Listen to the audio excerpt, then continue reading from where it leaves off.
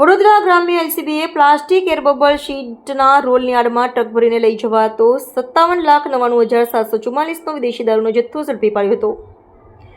LCB team Jarod police મથક વિસ્તારમાં પેટ્રોલિંગમાં હતી તે દરમિયાન મળેલ બાતમીના આધારે એક ટ્રકમાં વિદેશી દારૂનો જથ્થો ભરેલ છે અને હાલમાં ટ્રક આસોદ ગામ પસાર કરીને જરોદ તરફ થઈને વડોદરા જાય છે। જે બાતમીના આધારે એલસીબી ટીમે જરોદ પોસ્ટની હદમાં હાલોલથી વડોદરા તરફના ટ્રેક ઉપર લીલોરા ગામની કટ સામે રોડ ઉપર વોચ રાખી હતી।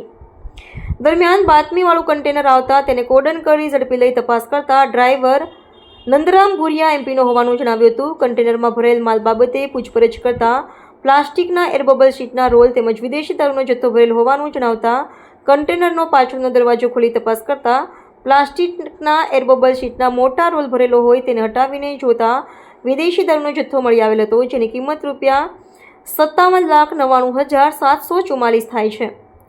પોલીસે મોબાઈલ ટ્રક વિદેશી દારૂ મળી કુલ ₹68,44,744નો મુદ્દામાલ કબજે કર્યો હતો। પૂછપરછમાં દારૂ ભરેલ કન્ટેનર કોલ કરીને પ્રીતમપુર ખાતે હાઈવે રોડ ઉપર આપેલ અને સુરત તરફ ચાલતા રહેતાનું જણાવ્યું હતું। પકડાયેલ ચાલક તેમજ દારૂનો જથ્થો મોકલનાર વિરુદ્ધ કાર્યવાહી કરવા જરોદ પોલીસ મથકે ગુનો રજીસ્ટર કરી કાયદેસરની કાર્યવાહી હાથ ધરી હતી।